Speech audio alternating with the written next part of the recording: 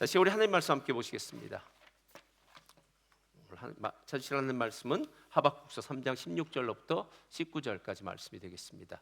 하박국서 3장 16절부터 19절까지 말씀입니다. 다 같이 한 목소리 봉독하겠습니다. 시작. 내가 들었으므로 내 창자가 흔들렸고 그 목소리로 말미암아 내 입술이 떨렸도다. 무리가 우리를 치러 올라오는 환난 날을 내가 기다림으로 썩이는 것이 내 뼈에 들어왔으며 내 몸은 내 처소에서 떨리는도다. 비록 무화과 나무가 무성하지 못하며 포도나무에 열매가 없으며 감람나무에 소출이 없으며 밭에 먹을 것이 없으며 우리의 양이 없으며 외양간에 소가 없을지라도 나는 여호와로 말미암아 즐거워하며 나의 구원의 하나님으로 말미암아 기뻐하리로다. 주 여호와는 나의 힘이시라. 나의 발을 사슴과 같게 하사 나로 나의 높은 곳에 다니게 하시리로다. 이 노래는 지휘하는 사람을 위하여 내 수금에 맞춘 것이니라. 아멘. 오늘 말씀의 제목 다 같이 읽겠습니다. 시작. 행복한 삶은 소유가 아니라 관계입니다. 자, 우리 믿음의 선포 함께 하겠습니다. 믿음은 긍정적입니다. 믿음은 창조적입니다. 믿음은 소망적입니다. 나는 믿음의 사람입니다. 나는 주 안에서 행복합니다. 아멘. 저를 여러분들과 함께 오늘 하박국서 마지막 장인데요, 여러분 잘 아시는 말씀이니까요, 이 말씀으로 하나님의 은혜가 함께 있기를 바랍니다. 미국의 역사 철학자인 찰스 비오드는 역사의 조예가 깊었다고 합니다. 근데 이 사람이 은퇴할 무렵에 한 사람을 만나서 이런 질문을 받습니다.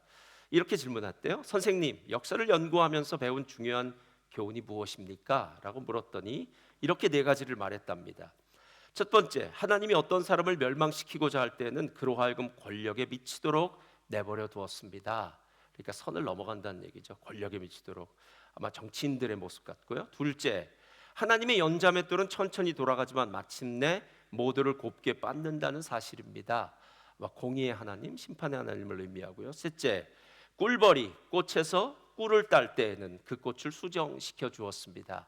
그러니까 나쁜 것만 있다는 건 아니죠. 좋은 것도 함께 있다라는 것을 의미하고요. 넷째, 오늘 제가 가장 눈여겨보고 싶은 건데요, 캄캄한 밤중에야 별을 볼 수 있다는 사실입니다. 하박국서에서 제일 중요한 말씀은 하박국서 2장에 나와 있는 오직 의인은 믿음으로 말미암아 살리라입니다. 이 말씀이 얼마나 중요한지 중세의 1000년 동안의 카톨릭, 중세 기독교를 무너뜨리고 개신교, 프로테스탄트죠, 개신교가 시작될 수 있었던 놀라운 축복의 말씀, 어쩌면 우리의 신앙이 흔들릴 때마다 우리를 다시 한번 붙잡아 줄 수 있는 정말 보석과도 같은 말씀, 이 말씀은 하박국의 인생 가운데 가장 깜깜한 어둠 같았던 그런 시절에 들렸던 말씀이다라는 겁니다. 하박국은 하나님이 불의한 유다들, 그리고 하나님의 공의로 침묵하고 있는 이 모습을 보면서 마음 가운데 불만이 있었습니다. 그래서 하나님, 어떻게 불의한 유다를 이렇게 그만 내버려 두십니까? 그랬더니 바벨론이 심판을 한다고 이야기합니다. 그랬더니 또 질문합니다. 하나님, 어떻게 그렇게 악당 같은 바벨론을 들어서 유다를 칠 수 있습니까? 그때 하나님은 2장에서 유다의 바벨론에 대해서 긴 한 15절 정도 되는데요, 15절 되는 그 긴 심판의 메시지를 보냅니다. 그리고 그 메시지를 듣고 난 다음에 드디어 하나님의 사람은 믿음으로 사는구나, 하나님의 사람은 말씀으로 사는구나. 어쩌면 가장 깜깜하다고 생각했던 그때에 낮에 보이지 않던 그 수많은 별들이 보이는 것, 어쩌면 우리의 인생 가운데도 고난이, 그리고 우리의 삶에 가장 힘들고 어려운 순간들이 하나님의 다른 것들을 보게 하는 은혜의 시간은 아닐까라는 그런 생각이 들었습니다. 그리고 오늘 마지막 이야기, 무화과 나무가 무성치 못하고 포도나무 열매가 없고 감람나무 소출이 없고 밭에 먹을 것 없고 우리의 양이 없고 외양간에 송아지가 없어도 라는 이 유명한 구절이 바로 오늘 하박국의 입에서 나온 놀라운 축복의 메시지였다라는 겁니다. 우리 인생 가운데 승리의 인생을 사는 것, 정말 어떻게 살아야 될지 오늘 이 하박국서를 보면서 제가 두 가지로 한번 생각해 보기를 원하는데요. 첫째로 다 같이 읽겠습니다. 시작. 우리의 마음이 소유로 행복할 수가 없습니다. 자, 우리의 마음이 소유로 행복할 수 없다라는 사실을 오늘 먼저 기억해야 되는 건 무슨 뜻이냐면요, 지금 하박국이 들었던 메시지는 심판의 메시지입니다. 그러니까 지금 내가 살고 있는 유다가 멸망을 당할 거란 얘기예요. 그리고 유다는 포로로 잡혀갈 거란 얘기입니다. 그리고 그 포로로 잡아갔던 바벨론도 하나님이 심판하실 거란 이야기입니다. 그러니까 이게 지금 빛나는 영광스러운 미래가 우리가 얘기하는 꽃피는 미래가 준비되어 있는 것이 아니라 암울한 미래가 준비되어 있는 것 같은 이런 상황 속에서 오늘 지금 이야기하고 있는 것이다라는 겁니다. 그런데 오늘 하박국이 한 말이 정말 대단해요. 우리 17절 한번 다시 읽겠습니다. 17절 시작. 비록 무화과 나무가 무성하지 못하며 포도나무에 열매가 없으며 감람나무에 소출이 없으며 밭에 먹을 것이 없으며 우리의 양이 없으며 외양간에 소가 없을지라도, 비록이라고 시작하는 이 구절 가운데는 6개의 없다라는 조건절, 부정적인 조건절이 나오고 있는데요. 이스라엘 백성에게 있어서 3대 과일이 있습니다. 그게 뭐냐면 무화과, 포도나무, 감람류예요. 무화과는 약에도 쓰기도 하고요, 음식으로 사용하기도 하고요. 그리고 포도나무는 포도주를 담그는 데 쓰니까요, 정말 귀중한 열매입니다. 세 번째, 감람류는 기름을 만들었습니다. 그래서 등잔 같은데 기름을 만들어서 쓸 수 있는 게 이 세 가지인데 이게 없다고 이야기합니다. 근데 그것만 없는 게 아니에요. 밭에 먹을 것이 없다는 것은 보리와 밀이 없다는 이야기고요. 우리의 양이 없다는 것은 그들이 본래 목축을 하는 사람들인데 목축을 하던 목자들에게 양이 없다고 얘기하고요. 그리고 송아지가 없습니다. 우리는 이런 상황을 보면서 총체적인 난국이라고 부르고요, 절망이라고 부릅니다. 실제로 오늘 예배를 드리는 저와 여러분들 삶 가운데는 이렇게 얘기하는 분들이 있을 거예요. 목사님, 저는요 소유에 대해서 그렇게 소유가 행복의 조건이라고 생각하지 않습니다. 소유가 많아진다고 제가 부자가 된다고 제가 이렇다고 해서 제가 행복할 거라고 생각은 않습니다 라고 하는 분들이 있습니다. 그러면서 아마 이렇게 얘기를 할 수 있어요. 하나님, 저도 소유가 행복의 전부라고 생각하지 않습니다. 하지만 그래도 기본적인 것들은 좀 해결되어야 행복한 것 아닐까요? 라고 이렇게 말하는 사람들이 많습니다. 적어도 우리가 거할 집이 있어야 되고요, 잠을 자야 될 것이요, 먹을 빵은 있어야 되고요, 타고 다닐 차도 있어야 되고요, 전기세, 수도세 같은 세금을 내야 집에 살 테니까 세금을 내야 되고요. 아니, 이 나라에 살기 위해서, 내가 기본적인 삶을 유지하기 위해서는 기본적인 것이 갖추어 있어야 되는 건 아닙니까? 적어도 이 정도는 필요한 거 아닙니까? 그런데 오늘 하박국서의 마지막은 그 모든 것들이 다 없다고 하는데 어떻게 기쁠 수가 있습니까? 라고 이렇게 질문을 던질 수 있다는 거예요. 여러분, 저는 오늘 여러분들에게요, 소유의 문제가 있다고 얘기하지 않습니다. 소유는 하나님이 주신 은혜입니다. 그래서 어떤 사람은 돈이 붙는 사람이 있습니다. 그래서 다른 사람하고는 다르게요, 이 사람이 투자하거나 이 나라 같은 집을 사거나 하면은 어떻게 사는 대로 집값이 올라가고 투자하는 대로 주식값이 올라가고 그런 사람들 있을 수 있습니다. 그 사람 나름대로의 은혜로 살면 되고요. 어떤 사람 죽어라 돈이 안 붙는 사람 있습니다. 꼭 때를 못 쳐서 집은 비싸게 사고 그 다음에 투자하면 꼭 떨어지고 이런 사람들도 있을 수 있다는 거예요. 그러니까 이 땅에 벌어지는 그런 일들은 우리의 문제가 아니다라는 거예요. 실은 중요한 것은 오늘 소유의 많고 적음의 문제가 아니라 우리의 이 죄성이 문제이기 때문에 이 소유가 문제가 된다는 겁니다. 그런데 우리의 마음이 왜 문제가 되냐면 다음에 두 가지 때문에 그래요. 첫째로, 저를 따라하시기 바랍니다. 우리의 마음은, 크게, 우리의 마음은 결코 만족하지 않습니다. 여러분, 성경에는 우리의 마음을 이렇게 비유해요. 구멍 뚫린 전대, 밑 빠진 독과 같아요. 여러분, 얼만큼 있으면 행복할까요? 우리가 얼만큼 있으면 행복할까요? 라고 얘기할 때, 목사님, 제가 지금보다 연봉을 조금만 더 받으면 행복할 것 같아요. 지금보다 조금 더 좋은 집, 큰 집에 가면 행복할 것 같아요. 지금부터 좋은 환경, 아니 자녀로 친다면 지금보다 조금 더 공부를 잘하면. 여러분, 우리는 지금 행복하다고 말은 그렇게 하지만 지금보다 조금만 더 있으면 더 행복할 거라고, 그러면 진짜 행복할 거라고 이야기를 하는데요, 실제로 얼만큼을 더 가져야, 얼만큼 더 높이 올라가야 여러분 더 행복할 수 있을까요? 여러분, 제가 멜번에 와서 들은 말 중에 제일 많이 들은 말은 이거예요. 저도 이런 일 여러 했어요. 내가 처음 이민 왔을 때 그때 집값이 진짜 쌌다고, 그때 빚을 내서라도 그 집을 사야 했었는데 내가 집을 못 샀다고, 이런 소리 진짜 많이 하고 많이 들었어요. 어느 분이 그러더라고요. 제가 테슬라 주식, 그때 본인 친구는 테슬라 주식을 샀는데 자신도 그때 살까 말까 하다가 안 샀다는 거예요. 그게 너무 안타깝다는 거예요. 여러분, 비트코인 같은 거 이야기하는 분 있지 않습니까? 코인 그때 샀으면 좋았는데, 샀으면 얼마나 큰 이익을 얻었는데 라고 이야기합니다. 여러분 왜 이런 이야기들을 자꾸 할까요? 이 이야기는 이유는요, 우리 마음이 지금 만족하지 않는다는 거예요. 그때 내가 샀으면 아마 지금보다는 더 내 재산이 불어나고 내가 더 소유가 많아져서 행복할 건데 라고 생각한다라는 거예요.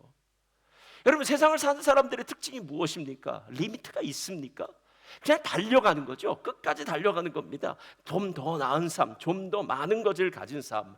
그래서 신앙은 실제로 이 반대를 얘기하는데요. 디모데전서 6장에 이렇게 얘기해요. 다 같이 한번 읽겠습니다. 6장 6절 시작. 그러나 자족하는 마음이 있으면 경건에, 자, 경건에 큰 유익이 된다는 건 이거예요. 우리의 신앙이 왜 안 자랄까요? 라고 묻는 거예요. 왜 신앙이 매일 그 자리에 있습니까? 라고 이야기한다면 자족하는 마음이 없기 때문에 그렇습니다. 매일 지금 내가 갖고 있는 것에 대해서 감사하는 마음이 없기 때문에 그래요. 만족하는 마음이 없기 때문에 그래요. 지금보다 조금 더 나았으면, 지금보다 좀 더 가졌으면 행복할 텐데 라고 얘기하는데 어떻게 신앙이 더 깊은 곳으로 나아갈 수 있겠습니까? 그래서 6장 8절엔 아예 이렇게 얘기해요. 우리가 먹을 것과 입을 것이 있은즉 족한 줄로 알 것이라. 예. 자, 여러분 옷장 한번 열어보셨습니까? 옷이 없다고 생각하는 사람도 옷장을 열어보면 옷이 참 많이 있습니다. 그럼에도 불구하고 입을 옷이 없다고 얘기해요. 여러분 냉장고가 몇 개가 있습니까? 한 개? 두 개? 세 개? 네 개? 다섯 개? 근데 이상하죠? 냉장고가 많은 집일수록 냉장고가 다 채워져 있다는 거예요. 근데 냉장고가 작은 집도 냉장고가 가득 채워 있기는 마찬가지입니다.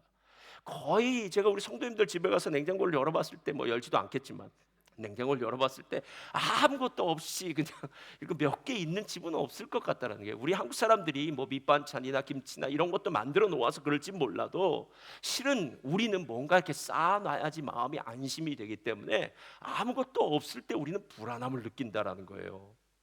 우리의 신앙이 깊어지지 않는 것은요, 소유 때문이 아니라고요. 소유의 많고 적음은 결코 행복과는 상관없습니다. 아주 작은 것을 가져도 행복할 수 있고 아주 많은 것을 갖고 있어도 불만과 원망 가운데, 불평과 원망 가운데 살 수 있다라는 거예요. 제가 고등학교 때 제 친구가 산동네에 살았습니다. 제가 처음으로 그 집에 가서 친구 집에서 잤는데요, 세 명이 잤어요. 그런데 방이 너무 좁아서 한 명은 칼잠을 자야 돼요. 옆에 잠 이렇게. 그래서 그렇게 잤어요. 두 명은 이렇게 자고, 그러면 야 이번엔 네가 이렇게 자, 그러면 이제 엎어지고. 그 다음날 아침에 일어났더니요, 그 친구가, 누나가 공장에 다녔어요. 참 아버지는 이제 막노동파에 다니고 참 어려운 친구였는데 누나가 공장에 다니는데 라면을 끓여주더라고요. 근데 왜 집에서 먹는 라면은 맛이 없는데 그 집에서 먹는 라면은 그렇게 맛있었는지. 제가 만약에 제 인생 가운데 진짜 행복하게 잠잤던 것, 행복하게 음식을 먹었던 것 하면 그때 그 기억을 잊을 수가 없어요. 여러분 실제로 우리의 삶 가운데 산의 진미, 값진 음식을 먹어서 행복합니까? 아니면 정말 아무것도 아닌 것 같은 것이었는데 그때 내가 먹었던 그 음식, 그때 내가 있었던 그 자리가 진짜 행복하다고 느껴집니까? 만족하지 않는 우리의 마음이 문제라는 거예요. 근데 마음이 만족하지 않을 뿐만 아니라 비교하는 마음 때문에 문제예요. 다른 집사님을 만나기 전까지는 행복해요. 그 집사님 집을 가기 전까지도 행복했어요. 근데 그 집사님 집을 가면 이제 서서히 불행함을 느껴요. 그래서 우리는 신방을 가거나 셀 모임을 가면 일단 스캔을 합니다. 이제 들어가서 스캔을 하겠죠. 침대는 어디째고, 가구는 뭘 갖다 놨으며, 뭐 냉장고는 어떻게 됐으며, 뭐 하여튼 여러 가지를 둬요.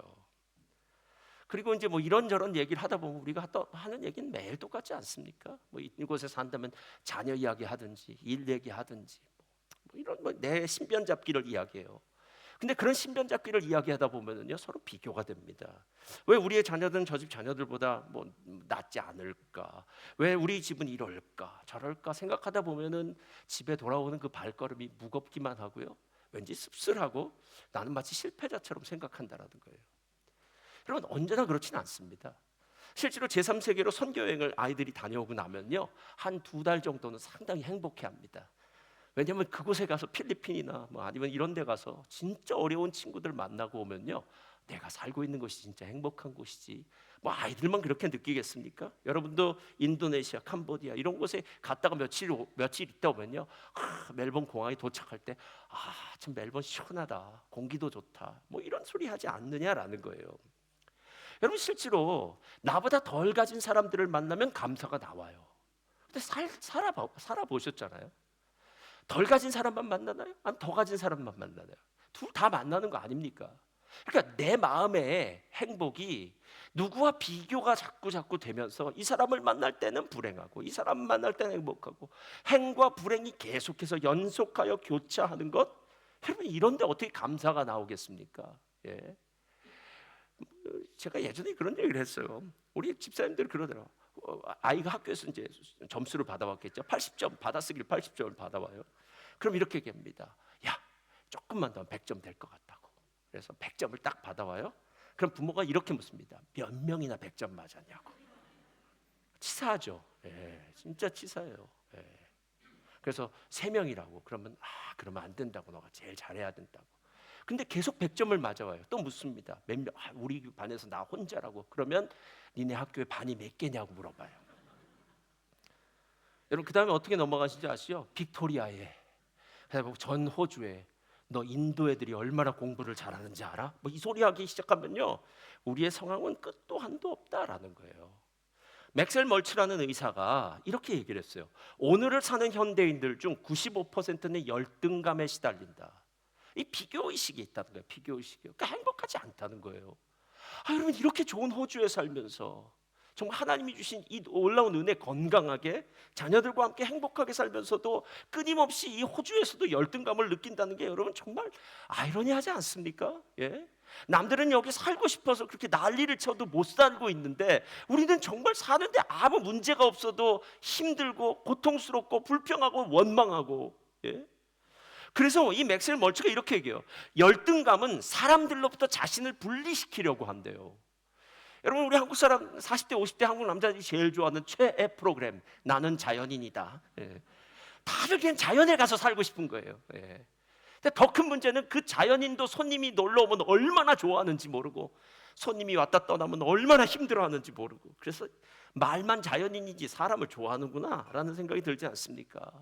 가끔 우리는 동굴 속으로 들어가거나 사람 만나기 싫어합니다.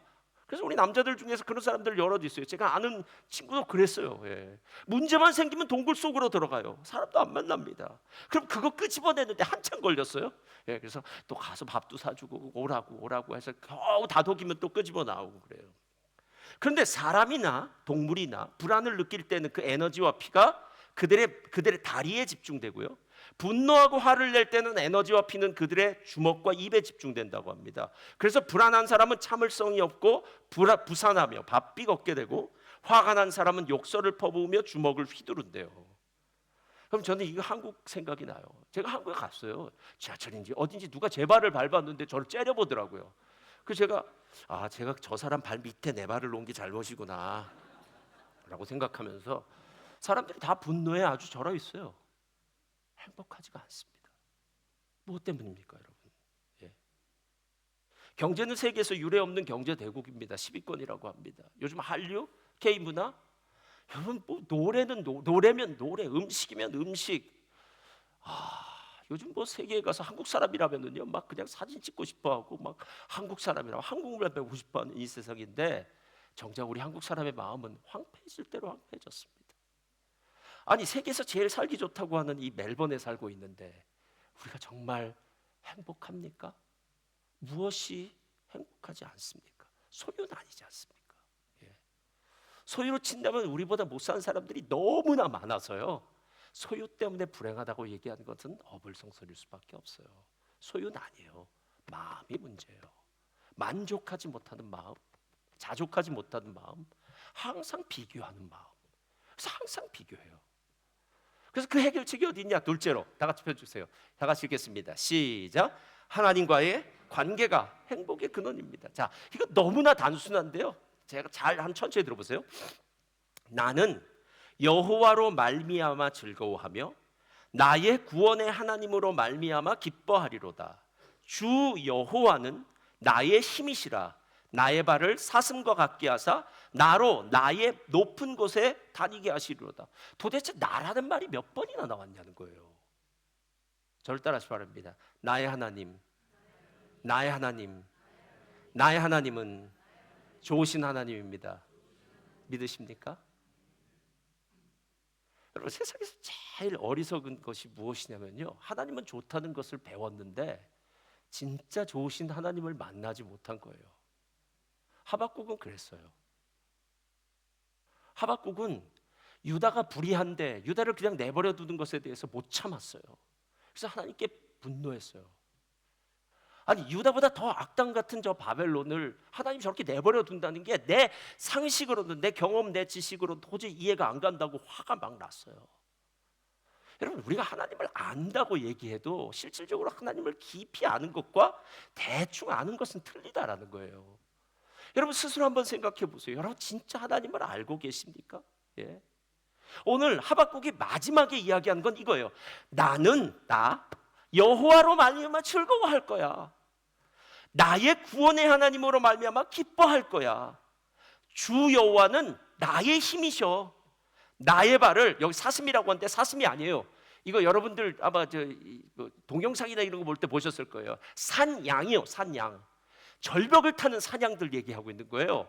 정말 대단하지 않습니까? 그 절벽 타는 사냥들, 와, 뭐 닿을 데도 없는데 사냥이 절벽을 타고 막 가는 것처럼 나의 발을 사냥처럼 갖게 하사 나로 높은 곳을 다니게 하고 아무도 다녀보지 않았던 그 길을 다니게 할 거야 라고 이야기하는 것은, 내가 지금까지 알고 있었던 이 지식적인 하나님이 아니라 나의 삶에 진짜 내가 만난 하나님, 이 하나님 정말 위대하시다라는 거예요. 위대하시다라는 거예요.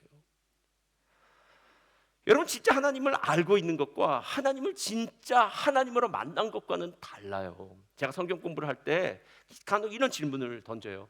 집사님, 진짜 친구가 있습니까? 라고 이렇게 물어봐요. 그러면 대부분이 이렇게 얘기해요. 있다고. 뭐 어디 있냐고. 한국에 있다고. 그렇게 얘기해요. 아주 90%는 한국이에요. 네. 여기 있는 사람들 중에 친구가 있다고 하는 사람은 많지 않아요. 그래서 생각해 보면 그래요. 나이가 들어서 이민 생활을 시작하니까 이것저것 재는 게 많겠죠. 그리고 나이가 들었으니까 호불호도 강하겠죠. 그리고 뭐 시간, 뭐 누군가 내 시간을 좀 침범한다면, 나에게 에너지를 좀 소비하게 한다면, 아유 당연히 뭐 이건 기브앤테이크 아니야? 생각하면서 나이가 들었으니까 친구 사귀기가 정말 어려울 겁니다. 예전에 초등학교, 중학교, 고등학교처럼 아무것도 모르는 시절에 사람을 사귀는 것과는 분명히 다른 걸 거예요. 그런데 한번 생각해 보세요. 내 친구가 만약에 한국에 있다면 도대체 한국에 몇 번이나 나가십니까? 그 친구 몇 번이나 만납니까? 라고 물으면 1년에 한 번? 뭐 2년에 한 번? 여러분, 만약에 여기에 같은 교회에, 아니면 정말 친한 친구를 이 교회에서 사귀었다면 매주일 만나는 거 아닙니까, 여러분? 누가 더 행복할까요? 근데 더 중요한 것은 하나님이 우리의 진짜 친구가 되신다는 거예요. 근데 교회에 올 때마다, 예배를 드릴 때마다 그 나의 하나님, 나의 구원의 하나님, 그리고 나의 힘이 되시는 하나님, 그 하나님을 매번 만나느냐는 거예요. 만나느냐는 거예요. 우리가 신앙생활을 하면서 가장 잊지 말아야 될 부분이 이거예요, 여러분. 교회는 하나님 만나는 곳입니다. 예. 근데 사단은 하나님 만나는 걸 제일 싫어해요. 그래서 스크루테이프의 편지를 보면은, C.S. 루이스 스크루테이프의 편지를 보면, 삼촌 마귀인 스크루테이프이 조카 마귀인 웜우드에게, 환자라고 부르는데요, 예수를 믿을까 말까 하는 그 사람에게 두 가지를 조심하라고 얘기해요. 첫 번째는 뭐냐면 현재의 중요성, 두 번째는 영적인 것의 중요성을 우리 환자가 잊어버리게 만들어라, 자꾸 이렇게 얘기해요. 여러분, 현재의 중요성이란 건 이래요. 우리 모두 지금 현재를 살고 있습니다. 제가 물어볼게요. 지금 행복하십니까? 언제 행복하실 겁니까? 지금 기쁘십니까? 언제 기쁘십니까? 기뻐하실 겁니까? 목사님, 제가 아마 다음 달쯤 되면 기뻐할 겁니다. 아니, 제가 옛날에 한국에 있을 땐 참 기뻤습니다. 그때 제가 잘 나갔거든요. 여러분, 과거 얘기 언제나 하실 거며 미래 얘기 언제나 하실 겁니까? 예? 현재 중요성은 이래요. 현재 내가 하나님의 말씀을 듣고 그 말씀대로 회개하고 하나님의 뜻대로 순종하는 것이 중요한데, 마귀는 계속 현재에 집중하지 못하도록 과거의 죄책감, 미래의 불안감 등을 조성해서 현재의 의미와 순종을 소홀히 하도록 만든다는 거예요. 내일은 내 날이 아닙니다. 예. 한날 괴로움은 그날에 족하다고 하는 건요, 우리는 오늘 살기도 벅찬 존재들이에요. 예. 근데 내일의 괴로움까지 오늘 가지고 들어와요. 그래서 내일 일을 해야 되는데, 내일 뭐 이것이 있는데 저거, 이 걱정 저 걱정 하다 보니까 오늘도 안 행복해요. 그런데 내일 걱정을 오늘 끌고 와서 안 행복하다 보니까 내일이 되니까 그 다음 날의 걱정을 또 끌고 오고요. 아니면 과거의 것들을 또 끌고 올 수 있죠. 과거에 이랬었는데, 이것 때문에 문제인데, 이게 문제인데, 이거. 여러분, 과거의 일들 계속 뒤집어 꺼내서 우리가 현재 어떤 행복을 느낄 수 있겠느냐라는 거예요. 두 번째, 세속적인 일들로 마음에 빼앗겨 세상의 것들을 목적으로 살게 하고 믿음이나 영적인 것들은 그 수단으로 생각하게 하는 거예요. 그러니까 내가 예수를 믿는 게 편안하게 잘 살기 위해서, 뭐 성공하기 위해서, 뭐 성공이란 단어는 좀 그런데요, 세상에서 뭐 복받기 위해서 산다면은 자꾸 우리들의 마음 가운데 영적인 눈이 가려워졌다라는 겁니다. 여러분, 하나님이 우리를 보실 때 우리를 죄인으로 보신다는 거 아세요? 그리고 죄인이기 때문에 예수님의 십자가가 우리에게 그토록 의미가 있다는 거 아십니까? 예수님의 십자가가 우리에게 그토록 의미가 있기 때문에 예수님의 십자가를 통해서 우리를 구원하시게 하는 방법, 오직 믿음으로 구원하신다는 거 아십니까? 그래서 우리가 잘 아는 요한복음 3장 16절의 시작을 이렇게 시작하는 거예요. 하나님이 세상을 얼만큼요? 이처럼 사랑하사. 여러분, 하나님이 사랑이시라는 걸 아십니까? 여러분, 다른 것으로 눈을 돌리지 마시고 하나님이 나를 향해서 얘기하신다는 거예요. 내가 너를 진짜 사랑해. 내가 너를 위해서 내 아들을 십자가에 못 박았어. 너가 십자가에 못 박은 그 예수의 생명을 얻게 하기 위해서 성령을 보내주어서 너로 그것이 믿게 만들어졌어. 여러분, 저와 여러분 중에 누가 여러분의 열심과 여러분의 지식, 능력, 여러분이 열심히 수고한 그 결과로 예수님 믿었습니까? 그런 사람들 우리 중에 한 사람도 없습니다. 이미 왔어요. 예수 안 믿었습니다. 근데 옆집 사람이 데리고 나갔습니다. 그래서 가보니까 처음에는 안 믿어졌어요. 그런데 시간이 지나면서 믿어지기 시작합니다. 믿어지기 시작하니까 아이고, 내가 이미 나눴으면 하나님 안 믿었을 텐데 진짜 감사하다. 우리 자녀들 예수 믿게 되니까 진짜 감사하다. 여러분, 감사할 거리가 얼마나 많느냐는 거예요. 시편 136편을 보면은 후렴이 이렇게 돼요. 여호와께 감사하라. 그는 선하시며 그 인자하심이 영원함이로다. 시편 136편 총 26절로 되어 있습니다. 그런데 후렴이 똑같아요. 그러니까 후렴이 총 몇 번 나온 겁니까? 26번 나온 거예요, 여러분. 그럼 왜 이 말을 썼느냐라는 거예요. 우리는 하나님의 뜻이 뭔지 다 알고 있어요. 항상 기뻐하라. 쉬지 말고 기도하라. 범사에 감사하라. 이는 그리스도 예수 안에서 너희를 향하신 하나님의 뜻이다라고 얘기해요. 항상 기뻐할 일이 있어야 기뻐하죠. 쉬지 말고요. 저 바빠서 기도할 시간 없습니다. 범사에 감사해. 감사할 거리가 있어야 감사하죠 라고 이야기한다면 하나님의 말씀은 가짜죠, 여러분. 하나님의 말씀이 진짜인 이유는요, 하나님을 만나면, 하나님의 사랑을 만나면, 하나님의 말씀을 만나면 하나님께 감사하라. 여호와께 감사하라. 그는 선하시며 인자하심이 영원하다라는 그 고백이 나온다라는 거예요. 여기서 그는 선하시며 라는 말은요, 좋다, 선하다, 의롭다, 바르다란 말인데 저는 이것을 이렇게 얘기해요. 하나님은 언제나 좋은 것을 주십니다. 할렐루야. 우리가 보기에 나쁜 것처럼 보여도요, 하나님은 우리를 위해서 주시는 것이기 때문에 좋습니다. 가끔 때로 이해할 수 없는 일들이 우리의 삶 가운데 벌어져도요, 그 이해할 수 없는 일들로 인해서 우리가 하나님의 다른 면들을 보게 되잖아요. 우리가 누군가를 위해서, 병자를 위해서 기도할 때요, 병이 고침받으면 정말 감사해요. 그렇죠? 근데 만약에 병이 고침받지 않으면요, 그때는 깜짝 놀란답니다. 하나님의 다른 면을 보기 시작한대요. 하나님의 다른 면이 있으시구나. 거기엔 하나님의 공의가 있을 수도 있고 하나님의 다른 뜻이 있을 수도 있고. 여러분, 실제로 그리스도인의 삶 가운데는요, 항상 좋은 것을 주시는 하나님을 알라는 거예요. 그래서 감사하는 거예요. 그런데 좋은 것을 받을 만큼 우리가 온전한 그릇이 아닙니다. 우리 죄인이잖아요. 그래서 인자하심이 나오는 거예요. 인자하심은 헤세드, 하나님이 우리를 만들어 가시는 은혜입니다. 그러니까 마치 학교에 들어가는 것과 똑같죠. 학교에서 1학년, 2학년, 3학년 학교 수업을 마치면서 점점 나이가 들고 어른이 되어 가듯이, 그리고 온전한 시민이 되어 가듯이 그렇게 된다라는 거예요. 이렇게 하나님의 성품을 알고 난 다음에 우리의 삶에 행복이라는 열매가 맺혀진다라는 거예요. 결과라는 거예요.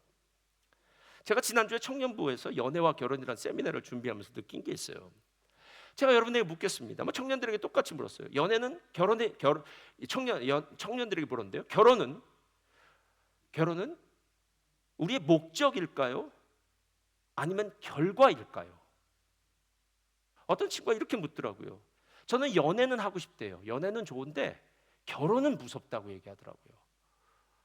근데 결혼이 무섭다는 얘기는 충분히 이해가요. 왜냐하면 누구와 함께 계약을 이제 맺는 거잖아요. 그리고 우리 결혼식 맺을 때 그 얘기하잖아요. 하나님이 짝지어 주신 것을 사람이 나눌 수 없다. 뭐 이런 얘기 나오고, 결혼해서 누군가와 함께 살아간다는 것이 얼마나 버겁고 힘든 거, 옆에서 보았기 때문에 알고 그래서 친구가 연애는 좋은데 결혼은 진짜 무섭다라고 얘기해서 제가 충분히 이해가 간다고 얘기했어요. 그런데 제가 보기엔 연애도 좋고 결혼도 좋다면 결혼은 연애의 결과입니다. 적어도 그리스도인에게 결혼은 사랑하기 때문에 좋은 사람을 만나서 그 좋음의 열매가 결혼이지, 만약에 저와 여러분들 중에 혹시 누군가가 저는 결혼이 목적입니다 라고 얘기한다면, 여러분, 결혼이 목적이라는 사람의 꿍꿍이는 위험하지 않습니까? 어떻게 결혼이 목적이 될 수 있습니까? 결혼이 목적이란 건 이 결혼을 함으로써 내가 이런 유익을 얻을 거야, 아니 내가 원하는 게 있어 라는 얘기니까요. 이건 사랑과는 전혀 상관없는 정말 엉뚱한 세속적인 결혼관이다라는 겁니다. 행복은 열매입니다. 행복은 하나님이 있기 때문에 가능한 겁니다. 심지어는 무화과 나무도 없고 포도 열매 없고 감람나무 없고 밭에 솥줄이 없고 외양간 송아지가 없고 우리의 양이 없고 절대 절망인 그 순간에도 하나님이 있기 때문에 가능한데, 그 이유는 한 가지예요. 아까 얘기했던 난 여호와로 즐거워, 나의 구원의 하나님으로 인해서 기뻐하리라는 구원의 하나님 때문에 그렇다라는 거예요. 여러분, 우리의 궁극적인 삶의 문제는 하나밖에 없습니다. 죄와 죽음, 이 둘은 함께 갑니다. 죽음은 우리의 인생을 허무하게 만들어 버립니다. 당장이라도 죽음이 우리 눈앞에 딱 다가오면요, 지금까지 저와 여러분이 고민하고 걱정하고 염려하고 화나고 했던 모든 문제는 다 사라져 버립니다. 죽음 앞에 무슨 문제가 서 있을 수 있겠습니까? 여러분, 죽음 앞에는 어느 문제도 서 있을 수가 없어요. 여러분, 예수를 믿는 이유는요, 바로 죄와 죽음의 문제를 해결하시는, 구원하시는 예수님이 있다라는 겁니다. 이 예수님의 방법은 한 가지밖에 없습니다. 오직 믿음으로. 믿음이라는 뜻은 말씀을 받아들이고 영접하는 거예요. 신기한 건 뭐냐면 하나님은 우리 보러 뭐라고 하지 않습니다. 저를 따라 하시기 바랍니다. 믿음은, 크게요, 믿음은 능동태가 아니라 수동태입니다. 수동태는 뭐예요? 능동태는 내가 하는 것이고요, 수동태는 말씀이 하는 거예요. 말씀이요.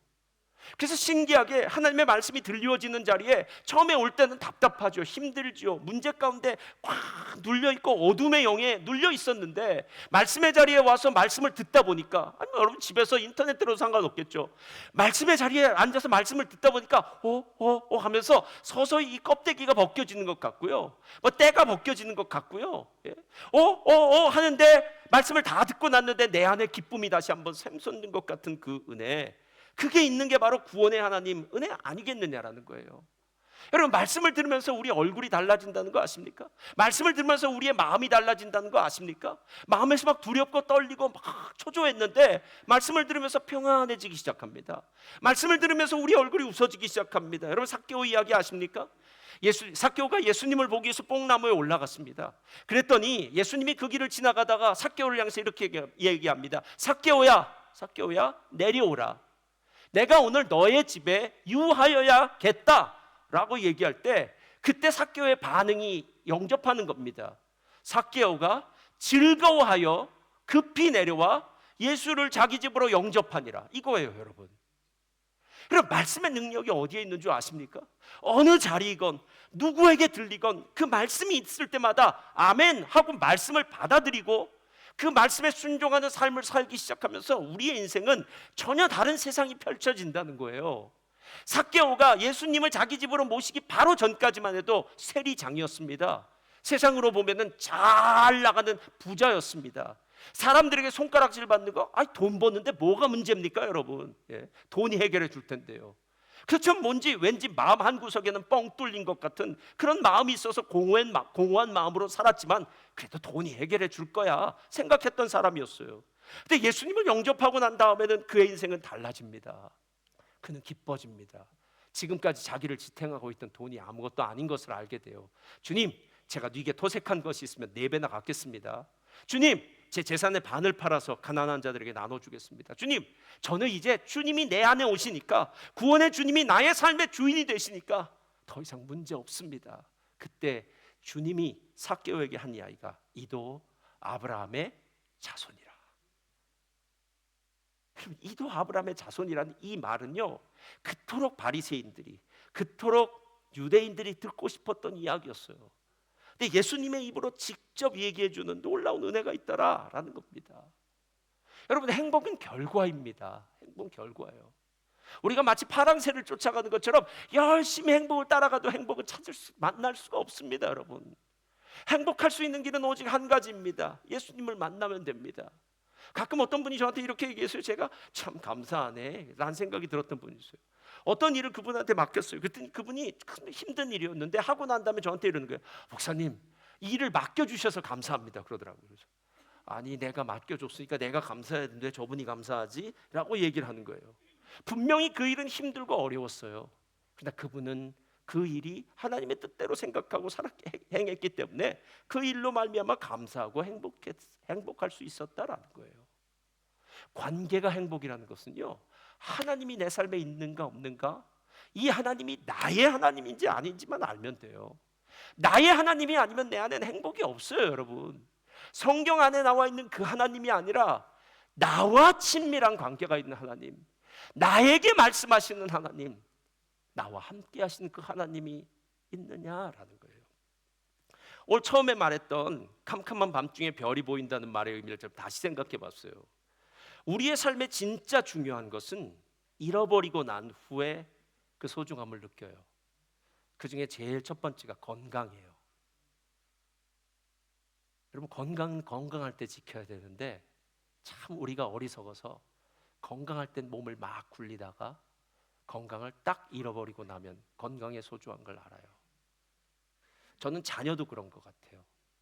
자녀도 나와 함께 있는 시간이 그렇게 길지 않습니다, 여러분. 뭐 운 좋아서 나중에 같이 사는 분도 있을지 모르지만 그건 천에 하나 만에 하나.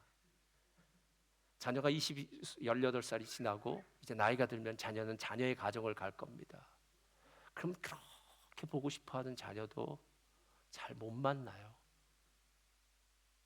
그때마다 무슨 생각하는 줄 아십니까? 옛날에 함께 살 때도 있었는데, 함께 살 때는 자녀가 그렇게 소중한지 몰랐는데 떠나고 나니까 함께 살던 시간들이 진짜 안타깝다고 생각이 되죠. 전 제 자신에게 한번 물어봤어요.